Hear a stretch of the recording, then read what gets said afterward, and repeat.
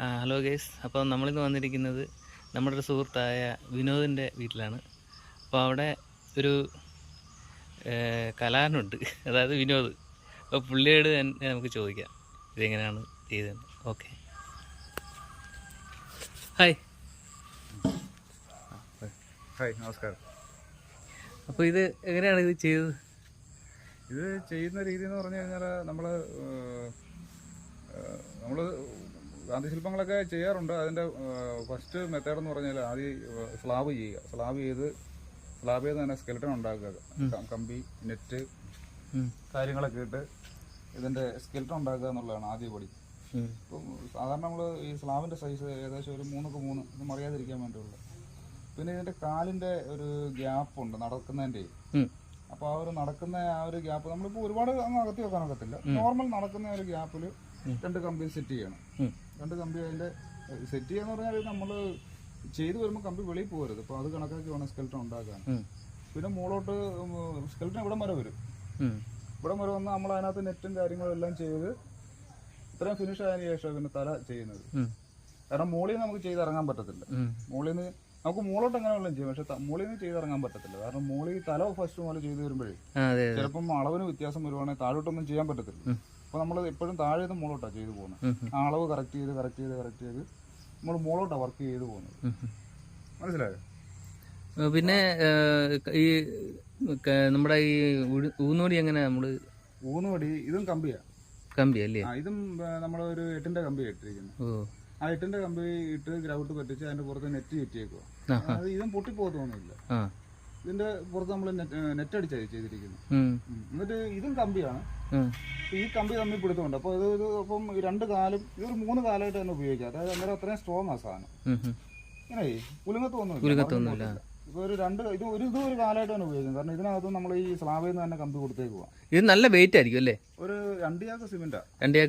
അപ്പൊ ഇത് തന്നെ എങ്ങനെ പൊക്കിക്കൊണ്ട് പോകും? അതൊരു 6-7 പേരെങ്കിലും വേണം ഇത് കൊണ്ടുപോകണമെങ്കിൽ. ഇല്ല, പിള്ളേരെ എടുക്കുന്ന പോലെ തന്നെ എടുക്കണമല്ലോ. നല്ല കെയർഫുൾ ആയിട്ട് എടുക്കണം. പിന്നെ ഇതിനകത്ത് പണി ഇനി ഉണ്ടല്ലോ അല്ലേ? അല്ല, പണി ഏകദേശമൊക്കെ ഫിനിഷ് ആയി. ഇനി കുറച്ച് ടച്ചിങ് പരിപാടികളൊക്കെ ഉണ്ട്. അതും കൂടെ നോക്കാം നമുക്ക്. ചെയ്യാം.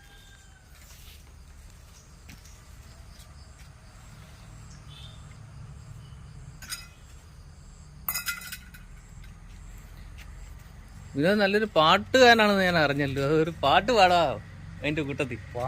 നമ്മള് ഈ പാട്ടുകാരനെന്ന് പറഞ്ഞാൽ ഈ പാട്ടായാലും ഇത് ഇങ്ങനെയുള്ള സംഭവമായാലും ഞാൻ പഠിച്ചിട്ടില്ല. നമ്മുടെ ഒരു സന്തോഷത്തിന് വേണ്ടി അങ്ങ് ചെയ്യുന്നതാ. പിന്നെ അതൊരു ജീവിതമാർഗമായി പോയതാ. അപ്പൊ ഒരു പാട്ടങ്ങ് പാടിയാലോ? നമുക്ക് നോക്കാമല്ലോ. ഒരു 4 വരി മതിയാവും. 4 വരി മതി. നോക്കാം. ഏതോ കിളിനാദമൻ കരളിൽ മധുമാരി പെയ്തു, ആരാഗമാധുരി ഞാൻ നുകർന്നു, അതിലൂറും ഗന്ധമാം ശ്രുതിയിൽ അറിയാതെ പാടി പാടി പാടി ഏതോ കിളിനാദമൻ കരളിൽ മധുമാരി പെയ്തു. ഓക്കെ. അപ്പോൾ പിന്നെ അടുത്ത ഇതിന്റെ പരിപാടി എന്ന് പറഞ്ഞാൽ ഇനി കുറച്ച് ടച്ചിങ് വർക്ക് ഉണ്ടല്ലേ? കുറച്ച് ടച്ചിങ് പരിപാടി ഉണ്ട്. പിന്നെ ടച്ചിങ് പരിപാടി നമുക്ക് ചെയ്താലും മതി വരത്തില്ല. നമ്മുടെ ചിങ്ങോലി അല്ലേ? ചിങ്ങോലി നമ്മുടെ ഗ്രാമമാണ്. നമ്മൾ ജനിച്ചു വളർന്നതാണ്. ഇവിടെ ഒട്ടേറെ കലാകാരന്മാരുണ്ടല്ലേ? ഒരുപാട് കലാകാരന്മാരുണ്ട്. നമ്മുടെ ഇദ്ദേഹം ഉണ്ടല്ലോ, കാട്ടുകുറിഞ്ഞി പൂഞ്ചൂടി. എനിക്കറിയാം. Devadas sir, Chingoli Devadas sir. അത് ഞങ്ങളുടെ സ്വന്തമാണ്. ചിങ്ങോലിയുടെ അഭിമാനമാണ്. പക്ഷെ പല ചിങ്ങോലിക്കാർക്കും അറിയത്തില്ല ആ പാട്ട് അദ്ദേഹമാണെന്നുള്ളത്. അതുപോലെ ചുട്ടി കലാകാരനുണ്ട് ഇവിടെ, ഒരു പുരുഷോത്തമൻ എന്ന് പറഞ്ഞു. അതുപോലെ നമ്മുടെ അമരം സിനിമയിലൊക്കെ അഭിനയിച്ച അശോകേട്ടൻ ഉണ്ടല്ലോ. അശോകേട്ടന്റെ വീട് ഇവിടെ തന്നെയാണ്. ചിങ്ങോലി പഞ്ചായത്ത്. അതുപോലെ ഒരുപാട് പേര്. പിന്നെ ഇതിന് തൊട്ടടുത്തടുത്ത് ചേർന്ന് നിൽക്കുന്ന കുറെ കല, നമ്മുടെ പപ്പേട്ടൻ, പത്മരാജൻ, അതൊക്കെ ഈ നമ്മുടെ തൊട്ടടുത്ത ആൾക്കാരൊക്കെ തന്നെ. അതുപോലെ KPC ലളിത ചേച്ചി, പിന്നെ അറിയാമല്ലോ MG ശ്രീകുമാർ. ഇതിന്റെ ചുറ്റിപ്പറ്റി. പിന്നെ ശ്രീകുമാരൻ തമ്പി സാറ്. നമ്മളെല്ലാ കലാകാരന്മാരും ഉത്ഭവിച്ച സ്ഥാനം ഇവിടെ തന്നെ, നമ്മുടെ ഈ ഒരു ചിങ്ങോലി, ചിങ്ങോലിയിൽ. പേരെടുത്ത് പറയാത്ത ഒരുപാട് കലാകാരന്മാരുണ്ട് നമ്മുടെ ഈ ഒരു ഏരിയയില്. പെട്ടെന്ന് ചോദിച്ചാൽ നമുക്ക് ഓർത്തെടുക്കാൻ പറ്റത്തില്ല. ഒരുപാട് കലാകാരന്മാർക്ക് ജന്മം നൽകിയ ഒരു സ്ഥലമായിരുന്നു. നമ്മുടെ ഗാന്ധിജി ഒരു ജീവൻ തുടിക്കുന്ന പോലെ തോന്നില്ലേ? പിന്നെ അതിൻ്റെ ഒരു കലാവിരുതെന്ന് പറഞ്ഞാൽ ഇദ്ദേഹമാണ്. നോക്ക്, നല്ല സൂക്ഷ്മമായി നല്ല രീതി ചെയ്തുകൊണ്ട് വരുന്നതാണ്. അപ്പോൾ ഇത് ഇന്ന് ഇതാവും അല്ലേ? ഇന്ന് ഇത് അവർക്ക് ഓഗസ്റ്റ് 15 അങ്ങോട്ട് ഉദ്ഘാടനം ചെയ്യും. ഇത് എവിടെയാ കൊണ്ടുപോകണ്ടേ? ചവറയിൽ ഒരു സ്കൂളിന്റെ പേര് എന്നോട് പറഞ്ഞു, ഞാൻ വിട്ടുപോയി സ്കൂളിന്റെ പേര്. ഇപ്പോൾ നമ്മുടെ അപ്പുറത്തെ വീട്ടിലേ ഒരു ബന്ധു അവിടെ ഉണ്ട്, പുള്ളി പോലീസ് ഓഫീസറാണ്. അപ്പം പുള്ളി ഒരു ആവശ്യത്തിന് അപ്പുറത്തെ വീട്ടിൽ വന്നപ്പോഴത്തേക്ക് ഞാനിത് നേരത്തെ വേറൊരു വർക്ക് ചെയ്തുകൊണ്ടിരിക്കുകയായിരുന്നു. അതും ഗാന്ധി ശില്പം തന്നെ. അത് ചെയ്തുകൊണ്ടിരുന്നപ്പോൾ അദ്ദേഹത്തോട് ഇത് വന്ന് കണ്ടിട്ട് അദ്ദേഹത്തിന് ഭയങ്കരമായിട്ട് ഇഷ്ടപ്പെട്ടു. അപ്പോൾ അദ്ദേഹത്തിന്റെ തൊട്ടടുത്ത സ്കൂളിൽ ഇത് ചെയ്യിക്കണമെന്നുള്ള ഒരു ആഗ്രഹം ഉണ്ടായിട്ട് പിന്നെ അവിടുന്ന് അവരുടെ ഉത്തരവാദപ്പെട്ടവരെയൊക്കെ ആയിട്ട് വിളിച്ചിവിടെ കൊണ്ടുവന്ന് അങ്ങനെ കൊല്ലത്തുനിന്ന് ഇവിടെ വരെ വന്നു. അപ്പോൾ നമ്മളോടുള്ള ഒരു സ്നേഹവും നമ്മുടെ വർക്കിന്റെ ആ ഒരു വർക്ക് ഇഷ്ടപ്പെട്ടുകൊണ്ടാണ്. അപ്പോൾ അവർ ഇവിടെ വന്ന് ഞാൻ തന്നെ ചെയ്യണമെന്നും പറഞ്ഞുകൊണ്ട്. വർക്ക് ഇഷ്ടപ്പെടാതിരിക്കാൻ നിവൃത്തിയില്ലല്ലോ, നല്ല സ്റ്റൈലായിട്ട് തന്നെയല്ലേ ഇത് ചെയ്തേക്കുന്നത്. മഹാത്മാഗാന്ധി എന്ന് പറയുമ്പോൾ കറക്റ്റ് മുഖം അതുപോലെ കൊണ്ടുവരാൻ തന്നെ വലിയ ബുദ്ധിമുട്ടാണ്. ഇപ്പം കറക്റ്റാണ്. മഹാത്മാഗാന്ധി തന്നെ നമ്മുടെ മുന്നിൽ നിൽക്കുന്ന പോലെ ഒരു ഫീലിംഗ് വരുന്നുണ്ട്. ഈ ശില്പം ചെയ്തെടുക്കാൻ പാടാ. നമുക്കിപ്പോൾ ഒരു ചിത്രം വരയ്ക്കാം, ഒരാളുടെ ചിത്രം വരയ്ക്കാന്ന് പറഞ്ഞാൽ നമുക്ക് ഗ്രാഫ് ഇട്ട് ചിത്രം വരച്ചെടുക്കാം. ഞാൻ ചിത്രവും വരയ്ക്കുന്ന ആളാണ്. അപ്പോൾ അത് കറക്റ്റ് നമുക്ക് ചിത്രം ഗ്രാഫ് ഇട്ട് തന്നെ കറക്റ്റ് ചെയ്തെടുക്കാം. പക്ഷേ ഈ ഒരു ശില്പം ചെയ്യാൻ നമുക്ക് ഗ്രാഫ് ഇടാൻ പറ്റത്തില്ല. ഇവിടെ ശൂന്യതയിൽ ഗ്രാഫ് ഇടാൻ പറ്റത്തില്ല. പിന്നെ അതിന്റെ ഗ്രാഫും സ്കെച്ചും പ്ലാനും അളവും എല്ലാം നമ്മുടെ മനസ്സിൽ തന്നെ.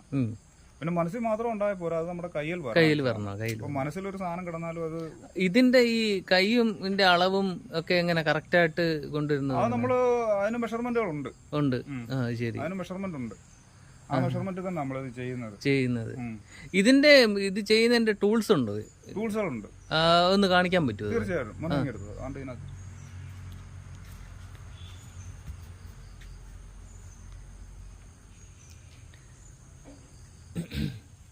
കാലൊക്കെ കണ്ടോ? കറക്റ്റ് കാല് നമ്മൾ പത്തി പൊക്കി നടക്കുന്ന പോലെ തന്നെ ഇത് അതേപോലെ തന്നെ കൊണ്ടുവന്നേക്കുന്നത് കണ്ടോ? എല്ലാം എടുത്തു. ഒരു അതുല്യ കലാകാരൻ തന്നെ എന്ന് പറയാന്നല്ല, അങ്ങനെ തന്നെയാണ്.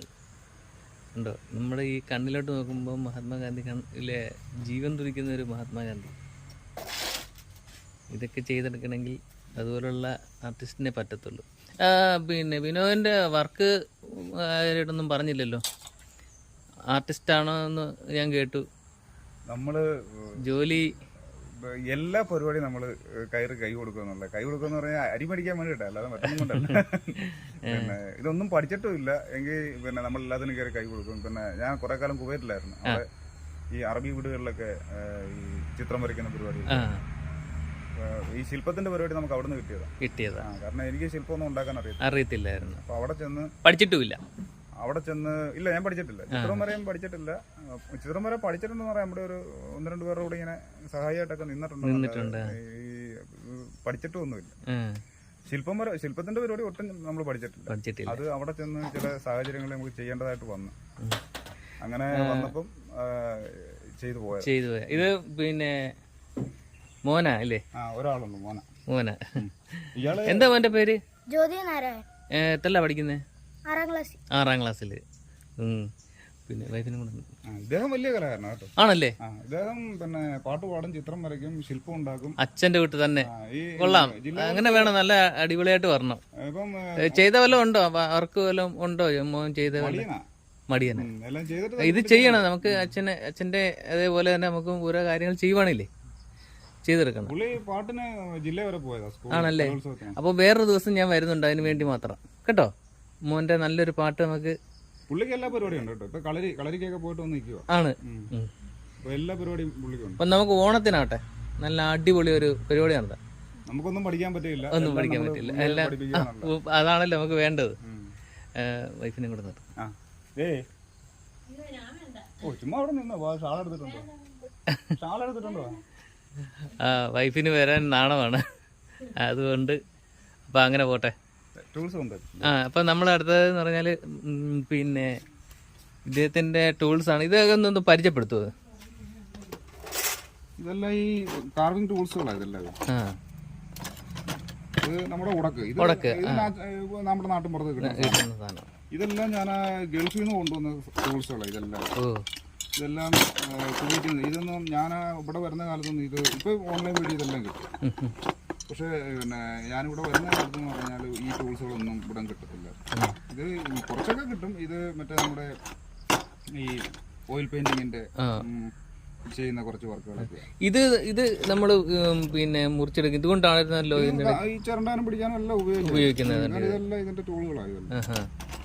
പിന്നെ ഇതിനും നമ്മളാരും കുത്താനൊന്നുമല്ല, ഇതിനു വേണ്ടി ഉപയോഗിക്കുന്ന സാധനങ്ങളാണ് ഇതെല്ലാം. ഓരോ ഘട്ടത്തില് ഇതിന്റെ പണിയായിട്ട് ബന്ധപ്പെട്ട ഓരോ ഘട്ടത്തിൽ ഈ ആണി വരെ നമ്മൾ ഉപയോഗിക്കും. പിന്നെ ഈ കോമ്പസ് കളിന്റെ അളവൊക്കെ ഒന്ന് കറക്റ്റ് ചെയ്യാനോ.